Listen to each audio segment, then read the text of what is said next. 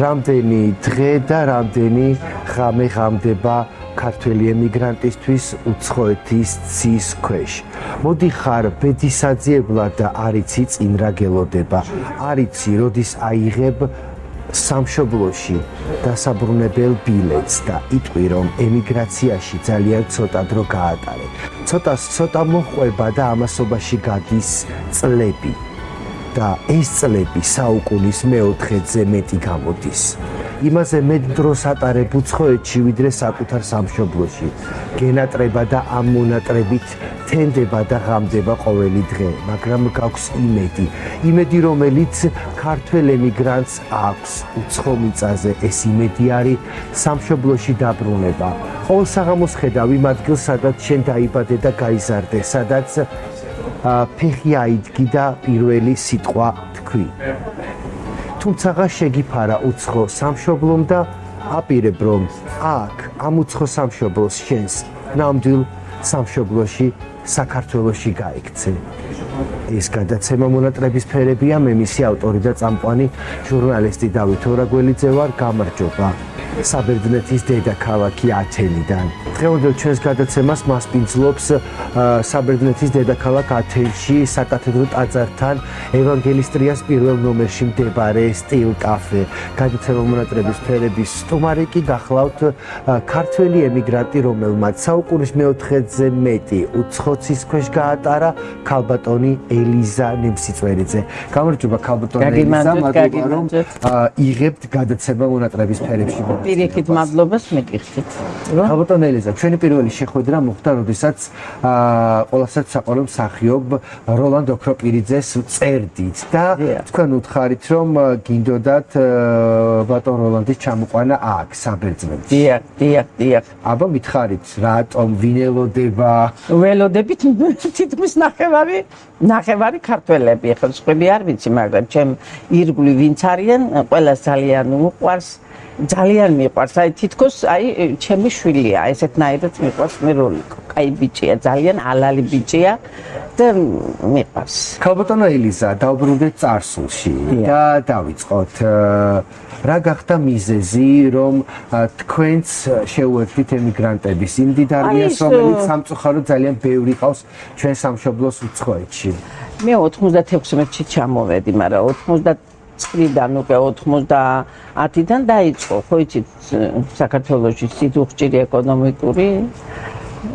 ახლა ჩემი მეუღლე უმუშევარი არ ყოფილა, გზის ინჟინერი იყო, მაგრამ იმდენი შემოსავალი არ იყო, რომ ბავშვები ხო იცით, რამდენი ჭირდებათ, ორი ქალიშვილი ყავს და ასე გადავწყვიტე და წამოვედი 96 წელს და იმის შემდეგ ვარ ათენში, არაჩვეულებრივ ოჯახებში ყოველთვის. დიპლომატების არასოდეს ჩაწოლილი და ესეთი რამე არ მყოლია და რა ვიცი, მაგახარ რო ვთქვა რომ სამშობლო არ შემიძლია, იმიტომ რომ სამშობლო როგორც დედა ერთია ქვეყანაზე, ჩვენი სამშობლო საქართველო. ვის გაუმხილეთ პირველად რომ გადაწყვიტეთ ემიგრაციაში წასვლა და როგორ შეხვდა ოჯახი ამ გადაწყვეტილებას? ცუდად დედამთილით სულ ყველა მამამთილით წავიდნენ წინააღმდეგ. მაგრამ მაინც რატომ არჩიეთ საბერძნეთი? რა ვიცი, ხა მაინც მართლმადიდებლური ქვეყანა და მაინც ხა დაკითხული მქონდა ამაზე და ვიცოდი ფილოსოფია და ის ევროპის ბევრ ქვეყნებში სოციალისტურში ნამყოფი ვარ, მაგრამ საბერძნეთში არასოდესავ და წამოვედი, ესე, მაგრამ აქ დამხვდა ჩემი ბიძაშვილი. ქალბატონო ელიზა, რომ გაიხსენოთ დღე, როდესაც ტოვებთ სამშობლოს საქართველოს, ვინ გაგაცილათ? იმიტომ რომ იცოდნენ, რომ თქვენ მიდიოდით და არ იცოდნენ, როდის დაბრუნდებოდით უკან. დედამთილმა, მეუღლემ, დედა და მამა უკვე გარდაცვლილები იყვნენ, ორთავე, მე დედის ერთავარ, მეუღლემ ჩემმა, შვილებმა და სიძეებმა და უფროსმა შვილიშვილმა, რომელიც იყო წლის და 3 თვის გიორგია. გამოგაცილათ. კი და მეგობრებიც მოვიდნენ, ჩემი მეგობრებიც. როდესაც უკვე ჩამოხვედით აქ უცხო მიწაზე, როგორ იწყება ცხოვრება ქალბატონი ელიზასი უცხოეთის ცის ქვეშ? ხდება ჩემი ბიძაშვილი, დედაჩემის ძიმიშვილი, უბრალოდ მისი მეგობარი თვითონ არ იყო, წამიყვანა სახლში და სადღაც ერთ კვირაში უკვე მიშოვეს სამსახური. და შევედი სამსახურში. როგორია ცხოვრება საბუთის გარეშე? ცუდი. შიშები მქონდა. ნუ შიშები მქონდა, მაგრამ არასოდეს არ მოვხედრი ვარ ამ შემოწმებებზე იმაზე და 96-ში ჩამოვედი, 98-ში უკვე გამოვიდა საბუთი და ამ დროს უკვე მე მუშაობდი ადვოკატის ოჯახში, რომის შვილი იყო დიპლომატი. ელენი კარანიკა და არაფერისად გაჭირვებებს არ შევხვედრი ვარ, ყველაფერი გადავლახეთ, ანაბეჭდები ისინი ესენი ყველაფერი და გამიკეთდა პირველი საბუთი აი იმ კარანიკებიდან, სადაც მუშაობდი 15 წელი. როდის დაბრუნდით ქალბატონო ელიზა ემიგრაციის შემდგომ საქართველოში? ძალიან მალე, სადღაც 2 წელში ჩამოვედი. ყოველ წელს ჩამოვდიოდი თითქმის. ამ 2 წლის განმავლობაში, როდესაც თქვენ იყავით ემიგრაციაში, რა გენატრებოდათ ყველაზე მეტად? ჩემი სამშობლო შვილები, მეუღლე და ყველა ახლობლები, ნათესავები, მეგობრები და რა ვიცი, ყველა. თქვენი პერიოდში ხართ ემიგრაციაში წამოსული, როდესაც სოციალური ქსელი არ არსებობდა. არ არსებობდა. როგორი იყო თქვენი კონტაქტი სამშობლოსთან და საყვარელ ადამიანებთან? წერილები. იყო ერთადერთი გრაფი ომონიაზე და აი იქედან სარგებლობდით წერილებით. როდესაც უკვე პირველად ბრუნდებით სამშობლოში, აი ეს პერიოდი რომ გაიხსენეთ. ვაიმე როგორ არ გავიხსენებ, ისეთი განცდა, თვითფრინავი რო ჯდებოდა. ესე იგი არ ვიცი სიხარული იყო, არ ვიცი რა ვიცი, მონატრებისეც ვიცოდი რომ ხდებოდა ჩემი მეუღლე, შვილები. აი მე ესეთი განცდებით ძალიან ცუდად გავხდი. ცუდად გავხდი, როგორ გითხრათ. და თვენახევარი დავრჩი მაშინ, ხა იმგეს არ გვაძლევდნენ მაინდა-მაინც თვენახევარი, თვე და 10 დღე ესე. რა ვიცი, ასე თუ ისე ხა არ მეყო, მაგრამ მე უკვე ხშირად ბრუნდებოდით საქართველოში. კი, ყოველ წელს, თითქმის ყოველ წელს. რატომ არ დგება ემიგრანტის ცხოვრებაში ის პერიოდი, როდესაც აიღოს ერთი მიმართულების ბილეთი სამშობლომდე და თქვას, რომ მე უკან ემიგრაციაში აღარ ბრუნდები? მეუღლე არასოდეს უმუშევარი არ ყოფილა, სულ მუშაობდა და ესეთი სპეციალობა ჰქონდა. მაგრამ არ ყოფნიდა ეს რაღაცები იყო ისეთი წვიმალები რომ არ ყოფნიდა ყოველთვის დგებოდა მაგ მომენტი რომ უკან სულ ტირილით მოვდიოდი და ტირილით მაცილებდა რა თქმა უნდა მაგრამ ეხლა წეს დადგა ეს მომენტი და ჩამოვდივარ მთლიანად. უკვე ანუ ბრუნდებით სამშობლოში? კი, всё, მოსპე საბუთი აღარ გავაგრძელე. ქალბატონო ელიზა, ჩვენ აქ მაგიდაზე გვაქვს სურათები. დიახ. მოდით თითოეულ მათგანზე რომ გვესაუბროთ და რომ გავიხსენოთ თითოეული ეპიზოდი, რომელსაც ეს ფოტოები ასახავს. ეს არის ჩემი დედა, ჩემი მამი და ეხლა არის 94 წლის. პედაგოგი იყო ეთერი ნემსიწვერიძე. გადასარევი კარგი მამი და რომელმაც მე შემაყვარა წიგნი და ყველაფერი. ეს არის ჩემი მამა გიორგი ნემსიწვერიძე, ეს ჩემი ბაბუა ვანო ნემსიწვერიძე. ეს ჩემი მეუღლე ავთანდილ ვაწაძე და მე ელიზა ნემსიწვერიძე. ეს დედა თავის მეგობრებთან, დედა არის მან პედაგოგიურში მოვეწყო მე ქუთაისში.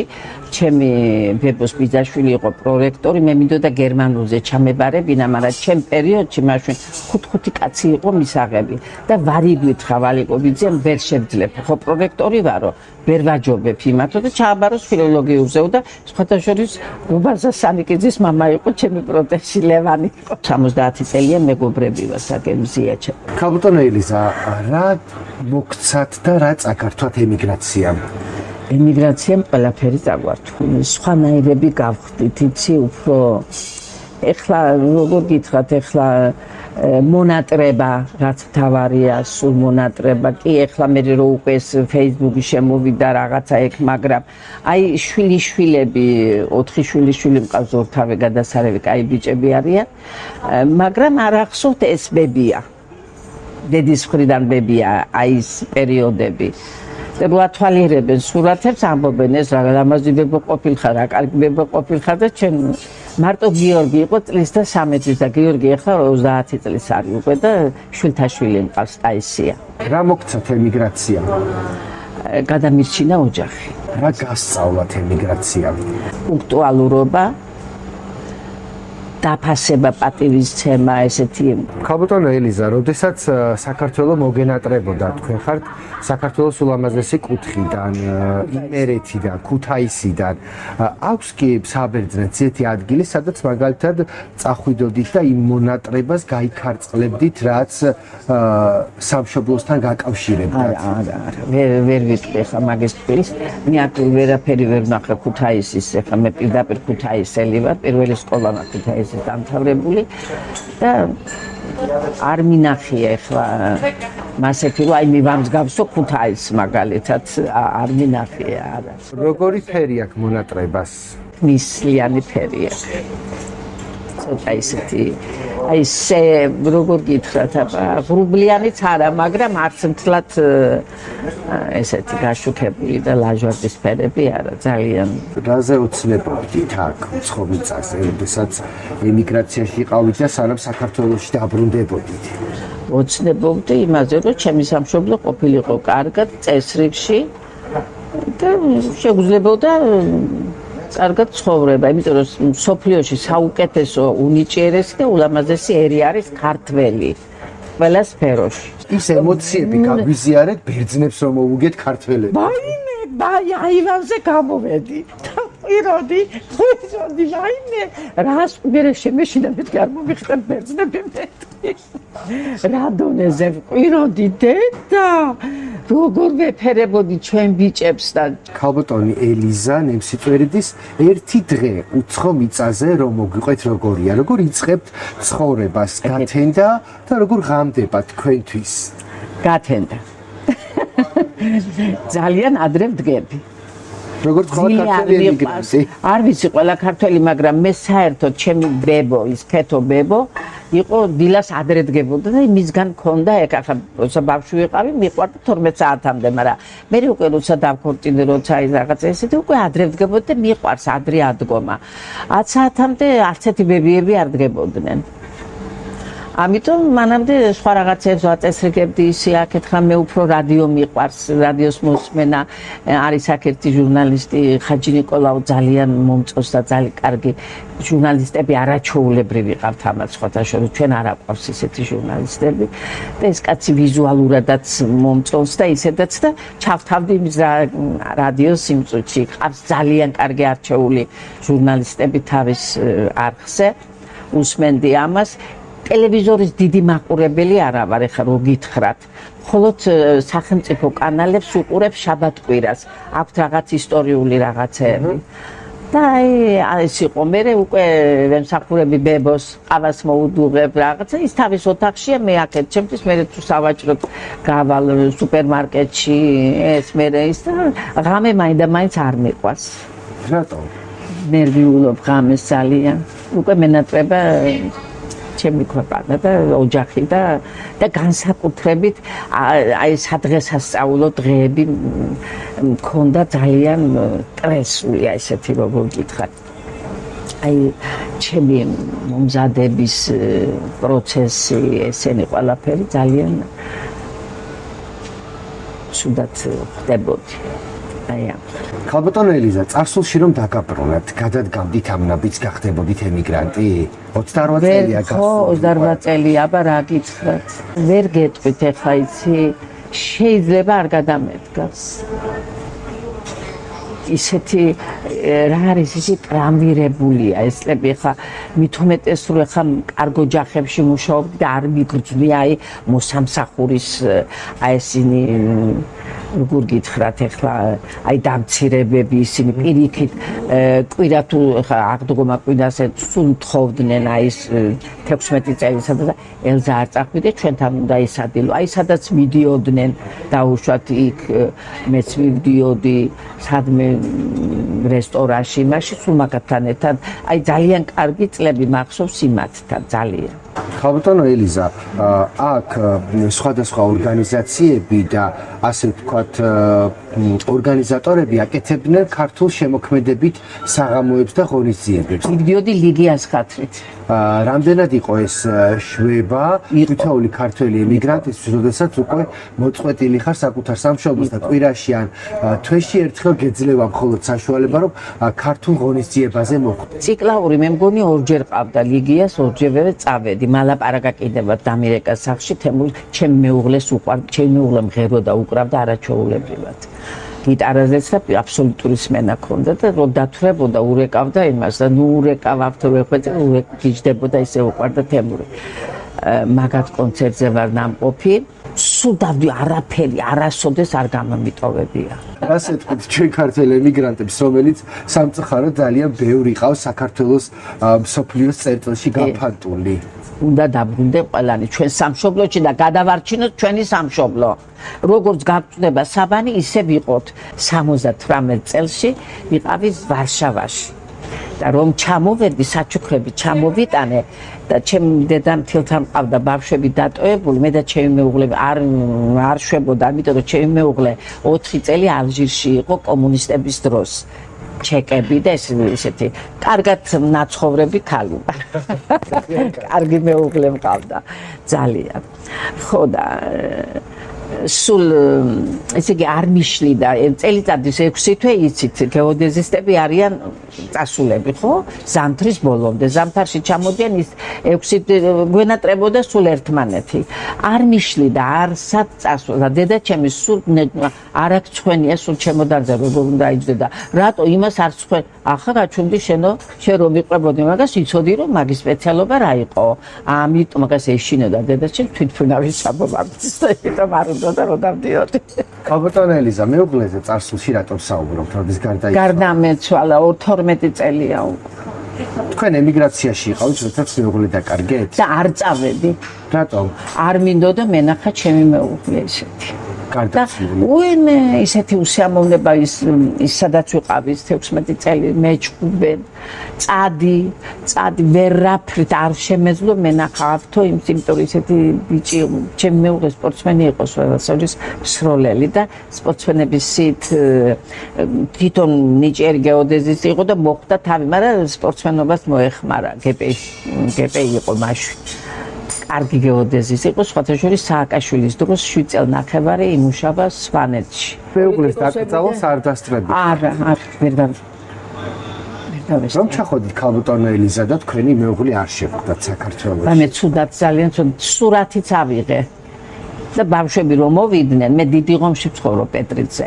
ბავშვები რომ მოვიდნენ, მამა დედა სად არის მის სურათიო, მამიკოს სურათიო და სად არის და შევინახე იქ სადაც საჭიროა. რატო შეინახე? კაცო დადები იქ არ მინდა რომ დავდივარ თვალებს მაყოლებს ვეთქი და აი იმდენად ის მქონდა რომ არ მინდოდა ის რა ქვია შევინახე. ვინც ახლა უყურებს ჩვენს გადაცემას და ჯერ კიდევ არ გადაუწყვეტია წავიდეს თუ არა ემიგრაციაში.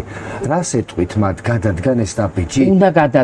უნდა გადადგან და რაღაცა არიან ხალხი კაცო იქ 200 ლარზე ცხოვრობენ, ვიცი რამდენი არიან რომ ხალბატონო ელიზა ღირს კი მატერიალური კეთილდღეობა იმ სულიერტკივილად, რასაც კი ქართველი ემიგრანტი განიცდის აქ. არ ვიცი, იმიტომ რომ ძალიან ბევრს ცუდი სიტუაცია დახვდა შვილების გაცივები რო ვკითხულობ მას რომ აი სითბო აღარ აქვთ. ახლა ჩემები დიდები იყვნენ და ეს არა და ეხლა მე სხვანაირად აღწდილი მყავს მე მკაცრი არა უმკაცრესი დედა ვიყავი იმიტომ რომ ჩემ მეუღლე ბავშვებს არაფერს არ ეუბნებოდა არასდროს საყვედურს.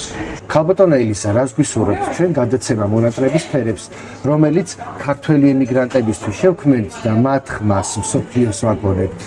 ძალიან მიყვარხართ, ძალიან პატივს გცემთ. სულ მინდოდა ახლოს რომ გამეცანეთ. მე გითხარით კიდევაცი, უღრმეს აი როგორი მადლობა გითხრათ. ეხლა მე არ ვიცი, წარმატებებს და ხშირი გადაცემები და ხშირი ჩამოსვლა ასე ყველგან, მარტო ათენში არა. ყველგან, სადაც არიან რომში, აქეთ, იქეთ, ამერიკაში, იმაში, ამაში. წარმატებები მინდა გისურვოთ ხალბატონო ელიზა, რომ მიიღეთ გადაცემა მონატრების ფერებში მონაწილეობა, გელოდებით ჩვენ სამშობლო საქართველოში და იქაც ჩავწეროთ გადაცემა და იქაც მოდით ჩემო აუცილებლად ვისაუბროთ გავლილ ემიგრაციაზე, რომელიც თქვენ საბერძნეთის ცისქვეშ აუცილებლად ძალიან დიდი მადლობა ქალბატონელსა, რომ დაგვითმეთ დრო და მიიღეთ გადაცემა მონატრების სფერებში მონაწილეობა.